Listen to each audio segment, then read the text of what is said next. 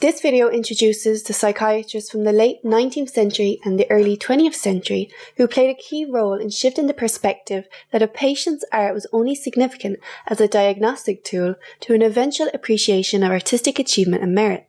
This video emphasizes Hans Prinzhorn's Artistry of the Mentally Ill.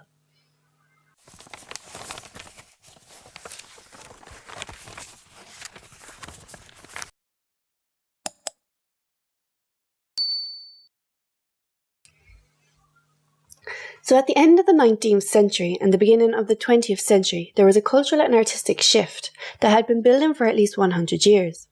This artistic revolution presented a different perspective on how creativity in the form of pictures functioned in human life. Images reflecting early primal drawings, naïve and folk painters, children's art, and art of the insane became viable and valuable products that was worthy of serious consideration. An important text discussing this topic is John MacGregor's The Discovery of the Art of the Insane. In this book, MacGregor draws on his training in art history, psychiatry, and psychoanalysis to describe the evolution of attitudes and the significant influence of the art of the mentally ill on the development of modern art as a whole. My focus is on the scale of creative achievement discussed by Hans Prinzhorn, which could prove beneficial in categorizing visionary artworks within critical art theory. To understand the validity of this text, however, it is important to briefly introduce the psychiatrists who played a key role in shifting the psychiatric perspective. The patient's art was only significant as a diagnostic tool to an eventual appreciation of their artistic achievement. So these psychiatrists and their respective texts will be discussed chronologically. Paul MacSimon, Walter Morgensterler, and Hans Prinzhorn. The French psychiatrist Paul MacSimon is described by MacGregor as the father of the study of psychiatry and art. Simon is reportedly the first psychiatrist to undertake a serious and extensive analysis of the drawings and paintings of the insane. His contribution was published in the form of 2 journal articles, originally presented in French: Imagination in Madness from 1876 and The Writings and Drawings of the Insane Person, 1888. During the late 19th century, official psychiatry was preoccupied with the systematic descriptions of mental disorders and diseases, as opposed to developing cures or methods for therapy. Simon collected material from his patients and attempted to describe and classify the drawings in terms of the standard classification of diseases. He approached his research as a scientific observer and never referred to the creative material as art. MacGregor describes how it is doubtful that his interest in the drawings of these people were motivated by any therapeutic considerations beyond diagnosis, but his approach to drawing represents the beginning of the method of investigation still used today. So Simon made significant observations which attracted the attention of future students, paving the way for contemporary art therapeutic techniques. He recognized that the drawings of the mentally ill externalized their delusional preoccupations. He also observed how his patients used symbolism and allegory within their drawings. This investigation of recurrent symbols provided the first indication that the drawings of patients could possess symbolic significance, that with effort could be interpreted. However, Simon did not proceed in this manner. The Swedish psychiatrist Walter Morgensterler published his text, The Artist as Patient, Adolf Wuffli, which has since been republished as Madness in Art, The Life and Works of Adolf Wuffli. This publication was a serious presentation and commentary on the work of a mentally ill patient, Adolf Wuffli. The book was a monograph and biography that attracted enormous attention in European artistic circles. With this text, Morgensterler brought into focus aesthetic questions about the art of the insane, preparing the way for Prinzhorn's broader and more theoretical perspective on the topic. This text was pioneering as it turned away from viewing art of the insane as a diagnostic tool and instead presented a patient as an individual artist with impressive creative capabilities. Morgensterler was Wuffli's primary physician between 1908 and 1910, and again from 1913 to 1920. He ensured that his patient was supplied with all sorts of creative materials, particularly large sheets of newsprint and coloured pencils. The psychoanalysis Aaron Esmond describes how Morgensterler sought to understand his work in the light of what were then new developments in psychiatry, in particular the new psychoanalytic concepts of Freud and Jung. This text brought artistic fame to Wolfley, who has since become known as the quintessential outsider artist. MacGregor provides us with an important quote from Morgensterler, which frames his perspective and motivation for engaging with this project with Wolfley. He says, "The mentally ill, from whom the veneer of convention has fallen away, would provide one with an opportunity to see deeper into the structure of humanness and to penetrate the psyche more deeply than would be possible with healthy people." Hans Prinzhorn, the author of Artistry of the Mentally Ill, was fully trained in art history and psychiatry, and his text has proved to be a valuable contribution to both fields of study. On the first page of his book, Prinzhorn points out that most of the reports published to date about the works of the insane were intended for psychiatrists.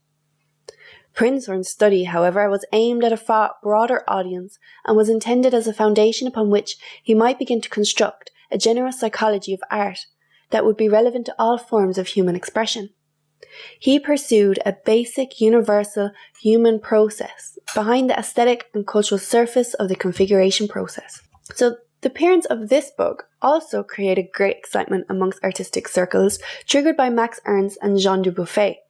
The text was originally published in German, so Ernst was the only surrealist who was able to read the text and to understand its revolutionary significance, not only for psychiatric investigation of schizophrenic art, but for the development of modern art and aesthetics.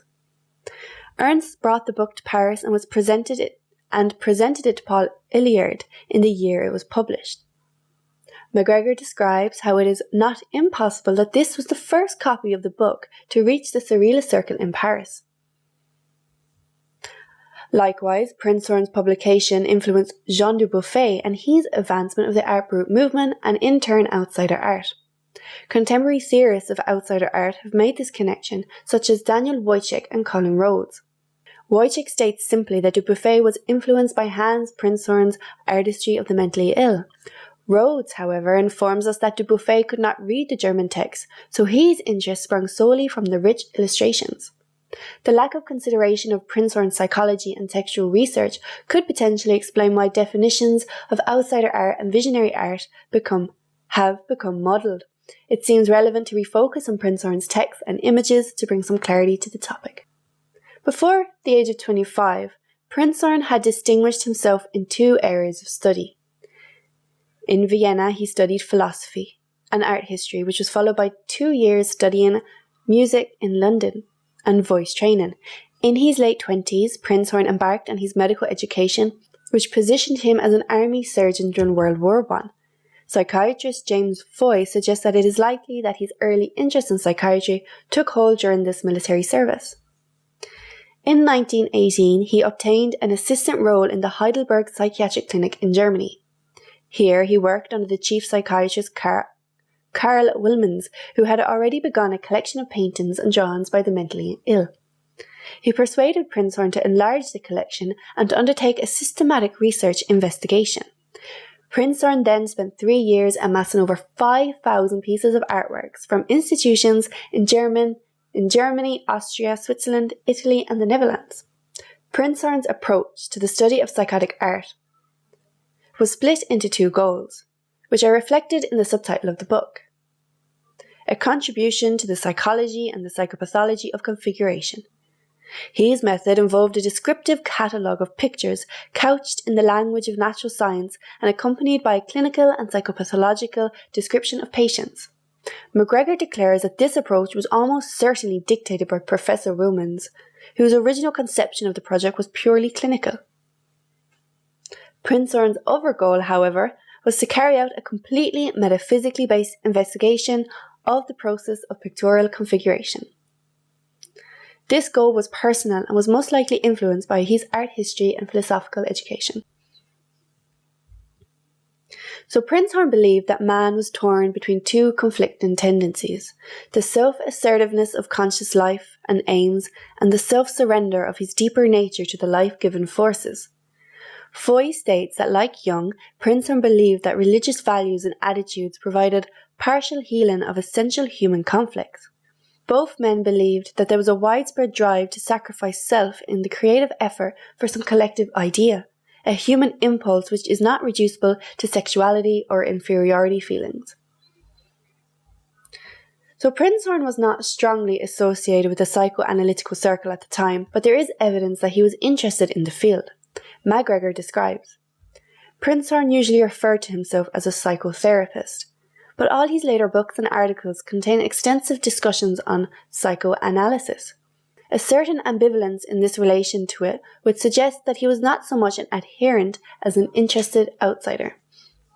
So MacGregor states that Prinzhorn's familiarity to Jung can be traced back to his student days in Vienna.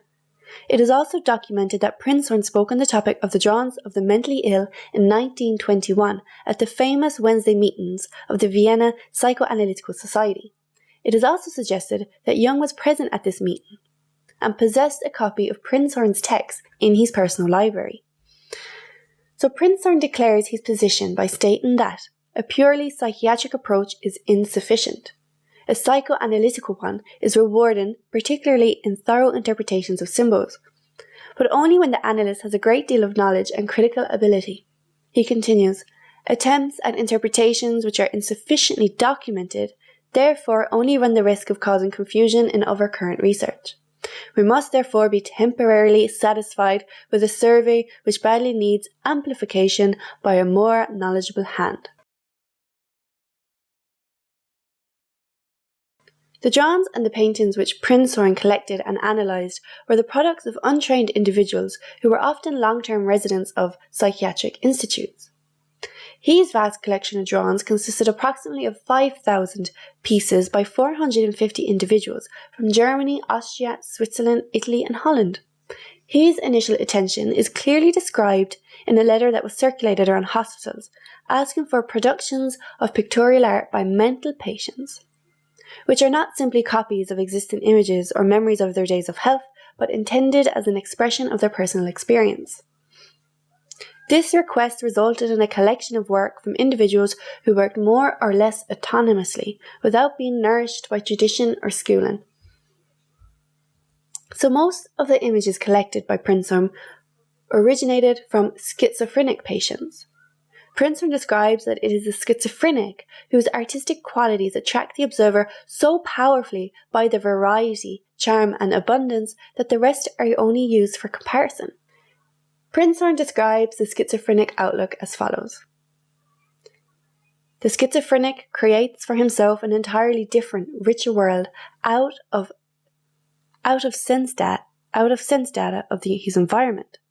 A world whose reality he does not establish for himself by logical conventions or reconciles with the impressions of others, but which remains raw material for his inspiration, his arbitrariness and his needs. Prinzhorn states that pictorial creative power is present in every creative person, and that we have to view tradition and training as external cultural embellishments of the primary configuration process. He believed that this creative power could break forth in every individual under the right conditions. In this way, individuals in the confused states of schizophrenia provided rare access into the psyche as they were unaffected by the impressions of the outside world.